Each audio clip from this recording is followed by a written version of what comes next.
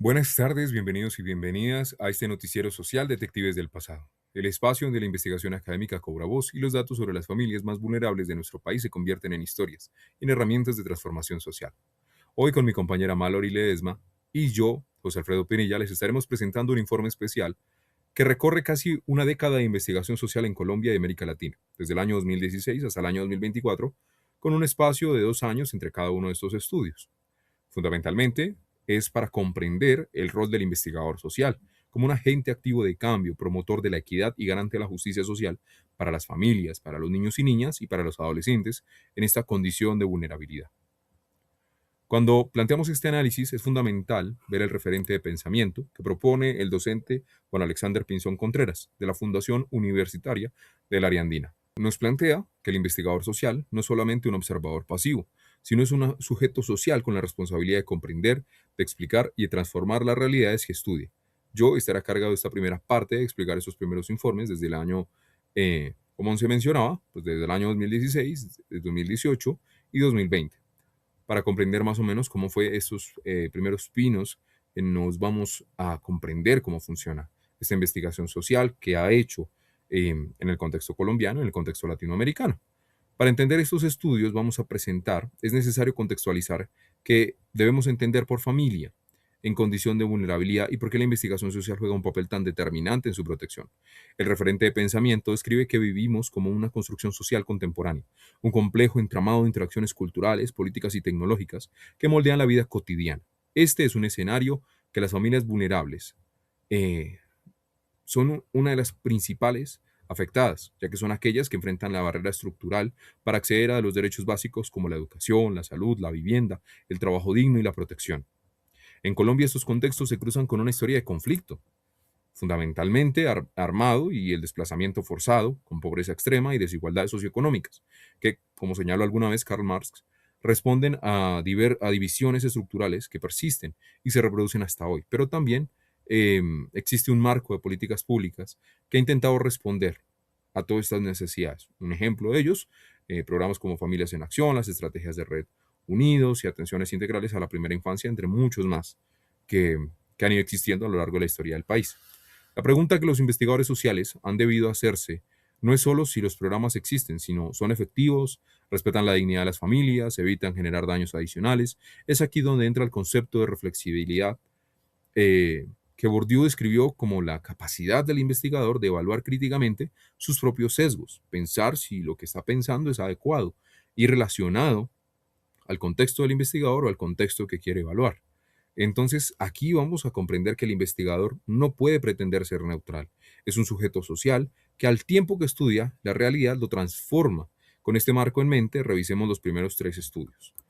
Cuando nos vamos a Ruiz y Mejía, se adentraron en una comunidad que enfrentaba pobreza extrema y desplazamiento urbano en Colombia. Su pregunta central era cómo logran sobrevivir y rehacerse estas familias frente a la adversidad.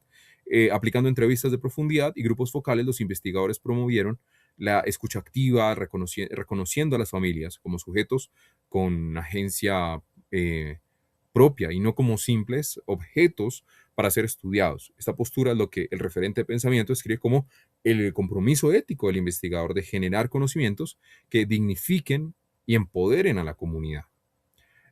Sus hallazgos revelaron que las redes de apoyo comunitarios y los vínculos familiares fuertes son factores protectores claves. Más importante aún, identificaron que la intervención estatal, que aunque no se reconoce las capacidades propias de la familia, algunas veces llegan a debilitar en lugar de fortalecer, ya que no determinan adecuadamente cómo funciona esta familia. Por tanto, es muy importante siempre generar un espacio de escucha activa hacia la familia. Una conclusión que anticipó debates fundamentales sobre la acción sin daño.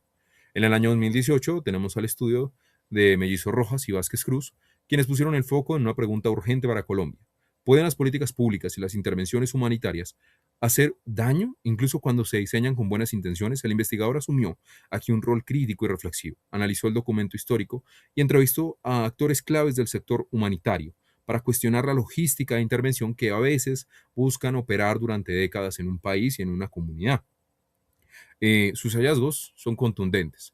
Muchas intervenciones reprodujeron lógica de dependencia, legítimamente actores del conflicto armado. La participación de la comunidad y todas las etapas, desde el diseño hasta la evaluación, emergen como una condición indispensable para que una sola intervención construya paz y no la obstaculice. El eje es un crítico reflexivo, ya que busca tanto plantear la realidad como entender la realidad.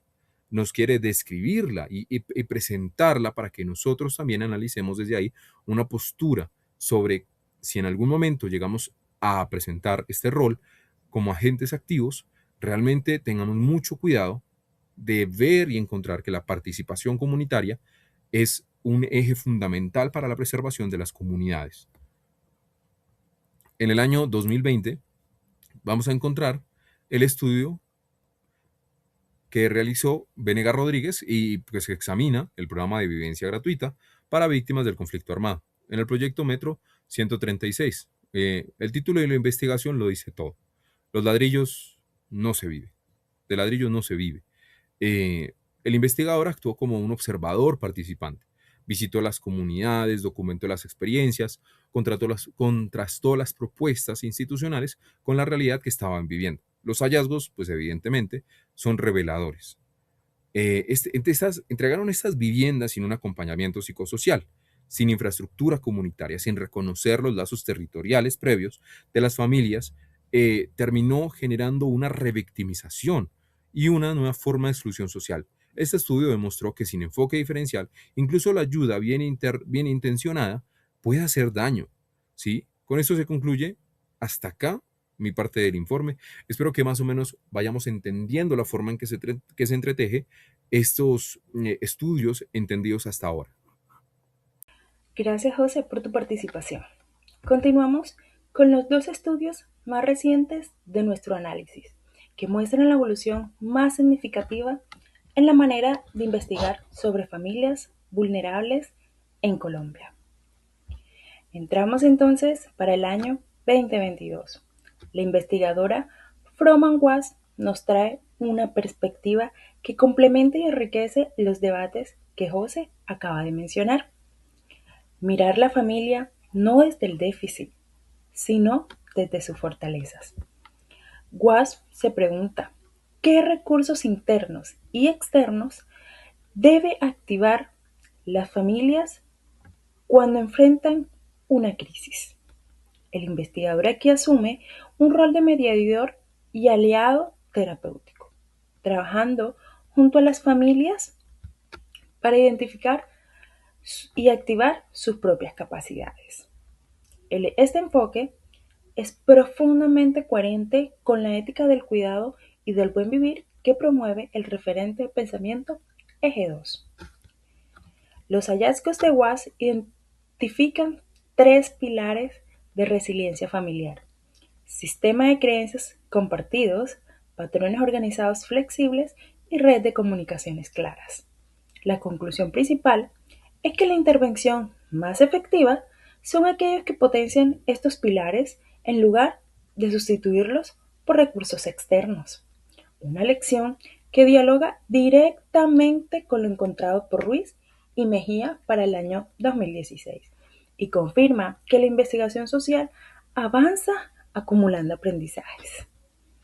Ahora, entremos al año 2024 con un documento que cierra nuestro recorrido y lo conecta con el presente. Los lineamientos técnicos del ICBF, o bien Instituto Colombiano de Bienestar Familiar, para la aplicación del enfoque diferencial en la atención a niñez y adolescentes. Aquí el investigador asume su rol más transformador y político. Sus hallazgos, acumulados durante años, se convierten en políticas públicas. Como señal, el referente Eje 2. Los datos deben propender por la inclusión social, incidir en los factores de vulnerabilidad y cuestionar los procesos de marginación social.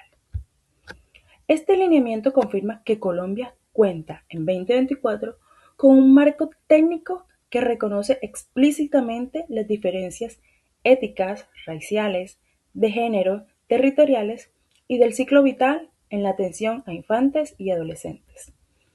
Pasamos de intervenciones homogéneas y asistenciales en 2016 a políticas diferenciales y de enfoque de derecho en 2024. Sin embargo, la CEPAL advierte que la brecha entre producción de conocimiento es implementación efectiva sigue siendo el gran reto pendiente para garantizar el bienestar de las familias vulnerables. Ahora hemos recorrido casi una década de investigación. ¿Qué nos dicen estos 5 estudios sobre el papel del investigador social como promotor de la equidad y la justicia social? Los estudios evidencian una evolución muy clara. En 2016, el foco estaba en escuchar a las familias. En 2018 y 2020, en asegurar que las intervenciones no hicieran daño. En 2022, en potenciar sus fortalezas. Y en 2024, en que todo esto quedara consagrado en políticas públicas. 3 herramientas conceptuales emergen con esenciales en este recorrido. La primera es el enfoque diferencial. Reconocer que no todas las familias son iguales y que sus necesidades varían según su etnia, género, territorio, edad y condición socioeconómica. La segunda es la acción sin daño. Asegurar que las intervenciones no exacerben conflictos ni generen efectos colaterales negativos. Y la tercera es la investigación acción participativa, que convierte a las comunidades en co-investigadoras de sus propias realidades, promoviendo un conocimiento más equitativo y representativo. En un contexto como es Colombia, marcado por lo que Aníbal Quijano llamó la colonialidad de poder, la persistencia de las jerarquías raciales y sociales coloniales en las escrituras actuales. El investigador social tiene la responsabilidad de construir narrativas de exclusión y visibilizar las dinámicas de poder que perpetúan la desigualdad. No basta con describir la realidad, hay que transformarla. Para cerrar este informe especial, compartimos las conclusiones que nuestro grupo extrajo de este recorrido por casi una década de investigaciones sobre familias vulnerables. Como primera conclusión, tenemos que la investigación social no es neutral. El investigador es un agente de cambio con la responsabilidad ética de usar su trabajo para promover la equidad y la justicia social. Los datos deben servir a las comunidades, no solo a las publicaciones académicas. A manera de segunda conclusión, tenemos que el enfoque diferencial y la acción sin daño son imperativos éticos. Cuando se trabaja con familias, infantes y adolescentes en condición de una vulnerabilidad, cada familia tiene una historia específica y las intervenciones deben respetar esa especificidad. Por último, y como tercera conclusión, hemos visto una evolución positiva entre el 2016 y el 2024, de estudios centrados en déficit hacia investigaciones que reconocen las fortalezas y agencias de las familias, pero implementación efectiva de los hallazgos en políticas públicas siguen siendo un gran desafío pendiente. Como futuros profesionales de las ciencias sociales, asumimos el compromiso de que nuestra investigación ponga en el centro la dignidad humana, la ética del cuidado y el buen vivir de las familias, los infantes y adolescentes, que son razón de ser de nuestro trabajo. Esto ha sido todo por hoy. Gracias por acompañarnos en este noticiero social Detectives del Pasado.